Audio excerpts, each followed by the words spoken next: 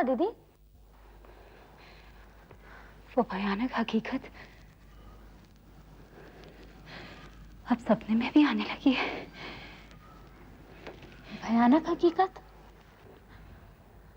आप ठीक तो हो? हाँ मैं ठीक हूँ। तू सो जा।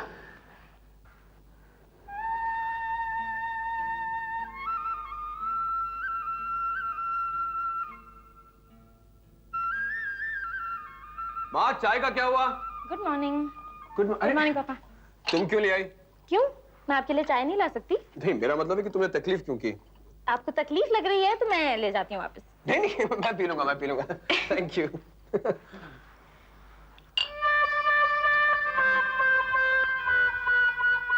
कैसी है?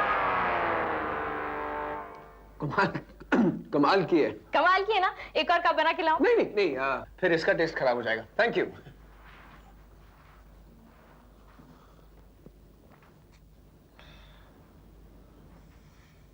शक्कर कुछ ज्यादा है। नमक भी। ये चाय तुम्हारी है, वो मेरी है, तुम्हें से पियो। मेहरबानी। बदल दिया तुमने।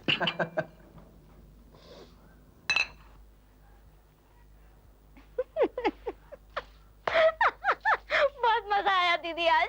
क्या हुआ सुमन, ऐसे क्यों हंस रही है? मैंने बाबा की नमक वाली चाय आशु भैया को दे दी और आशु भैया की मीठी चाय बाबा को। और जब आशु भैया से पूछा कि कैसी लगी तो बोले कमाल की है और मुंह ऐसे बनाया हुआ था। सुमन, तू नहीं सुधरने वाली। बाल्टी उठा, इतना काम बाकी है। चलो।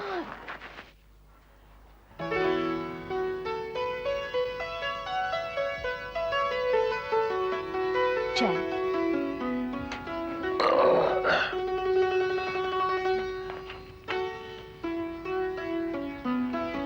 सुमन के आ जाने से कुसुम का दिल लग गया। हाँ,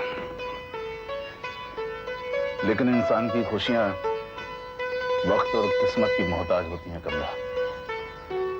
सुमन चली जाएगी तो कुसुम इसे खामोश हो जाएगी। मैं तो कहती हूँ दया भाई साहब भी आए हुए हैं, आप उनसे बात क्यों नहीं कर लेते? आखिर कभी ना कभी तो हमें कुसुम के बारे में सोचना ही है ना। ठीक कहती हो कमला,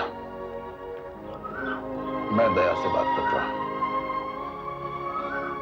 कुसुम के बारे में सोचना हमारा फर्ज है। क्या सोच रही हो? कुछ नहीं।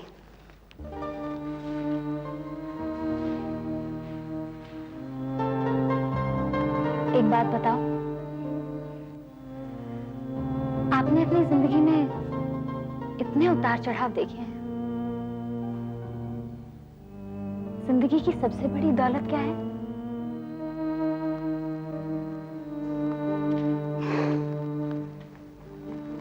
ये तो मुझे भी नहीं पता। तू कहना क्या चाह रहा है? कहना नहीं, मैं पूछना चाहता हूँ। हाँ तो पूछना, बोल क्या बात? तू एक बात बता, कुसुम पर तेरा हक है या मेरा? तू ऐसा क्यों कर रहा है? साफ साफ बोलना, क्या बात है? दया, मैं कुसुम की दूसरी शादी करना चाहता हूँ। क्या? पता है हम तो क्या कहते? मुझे मालूम है कि मैं क्या कह रहा हूँ, अच्छी तरह से मालूम है। देख दया, कहने को तो ये जिंदगी पल दो पल की होती है, लेकिन जब इन पलों को गुजारा जाता है ना, तो यही पल सालों में ढल जाते हैं। जिंदगी का क्या है, वो तो चलती रहती है, रुकती नहीं है। यादों के सारे पल दो पल तो गुजारे जा सकते हैं, पूरी जिंदगी तो नहीं। बोल, क्या कहता है? तुझे क्या लगता है कि कुसुम शादी के लिए तैयार है? ये तू मुझ पर छोड़ दे। देख राम, जिस दिन मैंने कुसुम की शादी तेरे घर की थी, उस दिन डोली के साथ साथ सारे अधिकार भी तेरे को सौंप दिए थे। अब ये तेरा अधिकार है, मेरा नहीं। कुसुम अगर दूसरी शादी के लिए तैयार हो जाती है ये मेरे लिए सबसे ज्यादा खुशी की बात है।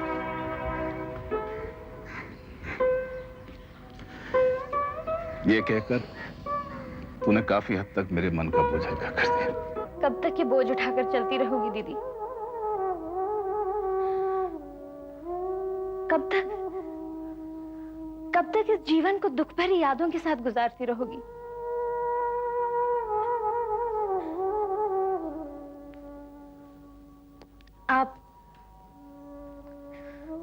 आप दूसरी शादी क्यों नहीं कर लेती?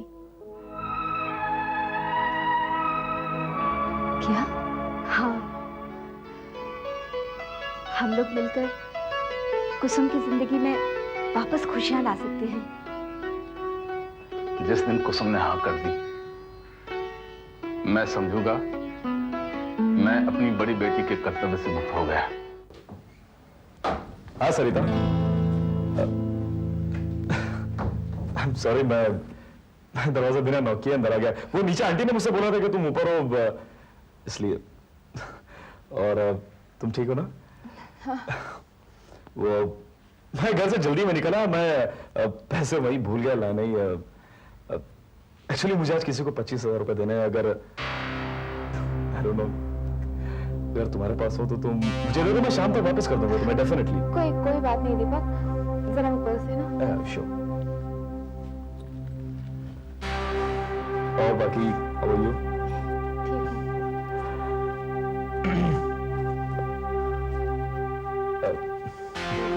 मुझे अच्छा नहीं लग रहा है। ले लो। Thank you. अच्छा वो तुमने मुझे पैसे दे दिए, वरना मुझे घर जाना पड़ता और घर से वापस। कोई बात नहीं।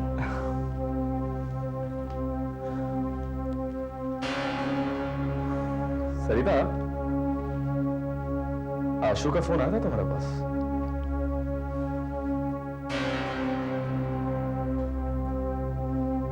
काफी दिन हुए कोई बातचीत नहीं हुई। देखा, मैंने तुमसे पहले भी कहा था कि आशु तुमसे प्यार नहीं करता है। उसका प्यार ढोंग है, नाटक है। वो असलियत में बहुत ही नीच और कमीना आदमी है। माइंड योर लैंग्वेज दीपक। वो मेरे पति हैं और तुम्हें उनके बारे में ऐसे शब्द कहने का कोई अधिकार नहीं है। I'm sorry, Sarita. I'm very sorry। मुझे नाराजगी हो गई। मैं भी कुछ ज्यादा ही भूल गया जज्बात में आकर। तुम्हारा दोस्त हूं ना, इसलिए। Thank you very much for this। मैं अब चलता हूँ।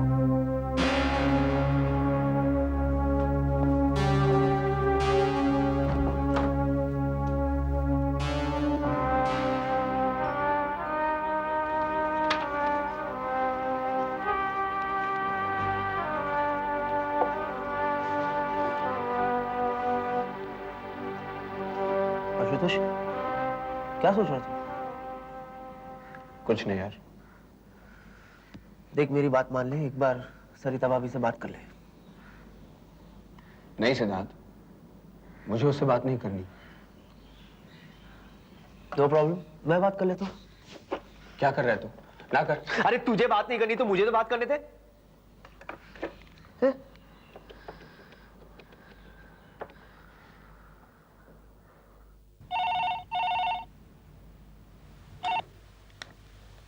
हेलो। हेलो भाभी, मैं सिद्धार्थ बोल रहा हूँ। कैसी आप? मैं ठीक हूँ। हाँ, ले बात। मुझे नहीं बात कर।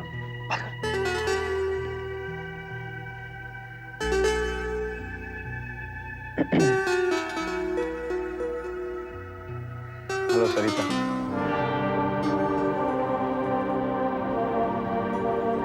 हेलो। सरिता, मैं तुम्हारे पापा से मिला था। वो तो उन्होंने तुम्हें बता ही दिया होगा।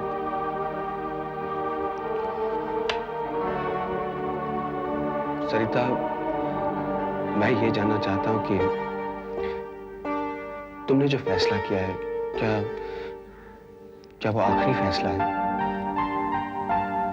मैं सिर्फ तुम्हारे साथ रहना चाहती हूँ। एक अलग घर में, हाँ? इसमें हर्ज ही क्या है आशु? अगर मुझे और हमारे होने वाले बच्चे को खुशी मिलती है तो क्या तुम नहीं चाहते? और वैसे आजकल कितने सारे शादीशुदा लोग अलग भी रहते हैं आशु। सरिता, वो और लोग होंगे। तुम अच्छी तरह जानती हो कि मैं उन लोगों में से नहीं हूं। आशु, मुझे समझने की कोशिश करो। नहीं सरिता, मुझे जितना समझना था मैं समझ चुका हूं। अब तुम मुझे समझने की कोशिश करो। बात तो कम से कम प्यार से कर ली होती। मुझे जो कहना था मैंने कह दिया। अब उसे जो फैसला लेना है उसे लेने दो।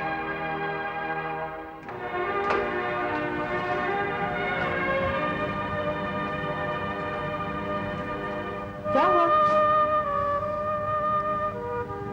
आशुतोष का फोन आया था मम्मी। आ गया वो टूर से? वो बहुत गुस्से में है मम्मी,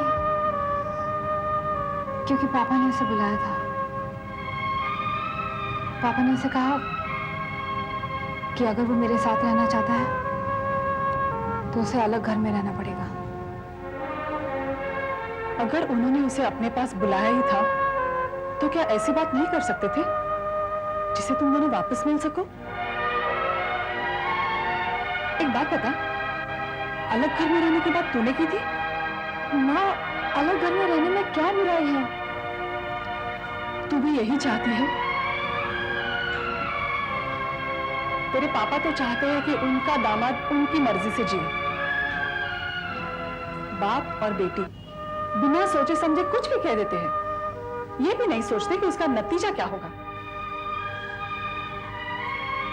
आशुतोष अपना घर नहीं छोड़ेगा, क्योंकि मैं जानती हूं वो उन लड़कों में से नहीं है जो माँ बाप से अलग रहे।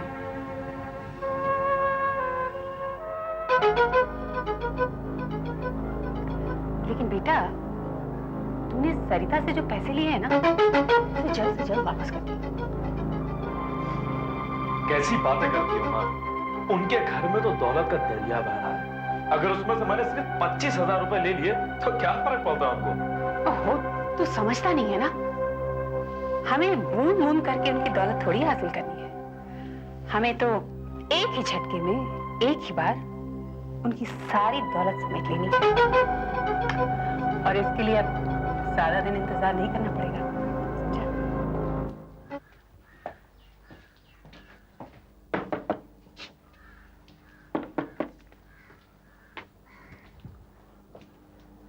कहिए। यहाँ आशुतोष वर्मा रहते हैं? जी हाँ, आप? मैं उनका पिता हूँ। ये वकील की नोटिस है, साइन कीजिए।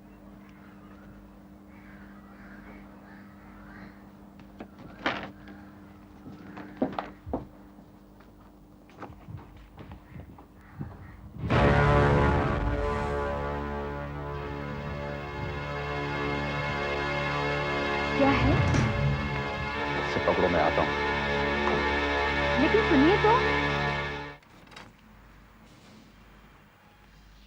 माँ, एक कप कॉफी मिलेगी? एक मिनट, अभी लाती हूँ। अरे भाई साहब, वो तो घर पर नहीं है, लेकिन आते होंगे अभी। आप आइए ना, बैठिए ना। बहन जी, मैं यहाँ बैठने नहीं आया हूँ, मैं सिर्फ ये पूछने आया हूँ ये सब क्या है? क्या है? रहने दो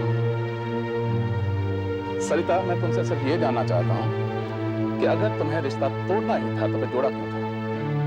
पापा, आप क्या कह रहे हैं पापा? अच्छा अरुणा जी, मैंने सरिता का कुसुम से ज्यादा ख्याल रखा, सिर्फ ये सोचकर कि हमारी छोटी बहू दौलतमंद बाप की इकलौती बेटी है। लेकिन भाई हम साहब, तब भी चुप रहे जब अमरनाथ जी ने हमारी बड़ी बहू पर लांछन लगाया, उसका अपमान किया। इतना ही नहीं, तुम्हारे पिता ने जब एक घर के 2 टुकड़ों की बात की, हम तब भी खामोश रहे। लेकिन इतना सब बर्दाश्त करने के बाद हमें क्या मिला? ये कागज का छोटा सा टुकड़ा जिस पर तुमने अपनी मर्जी से दस्तखत किए। इस कागज के टुकड़े ने ये बता दिया है कि तुम भी तलाक चाहते हो। ठीक है, ठीक है, लेकिन आप अमरनाथ जी को एक बात समझा देना कि जब तक रिश्ते की एक बूंद भी बाकी है इन रगों में, दुनिया की कोई भी ताकत, चाहे वो दौलत ही क्यों ना हो, खून को खून से जुदा नहीं कर पाए। इन कागजात पर आशु के दस्तखत करवाकर तुम्हारे पास भिजवा दिया जाए। और अब जहां तक होने वाले बच्चे का सवाल है, उसका फैसला भी अब अदालत में होगा। नमस्ते।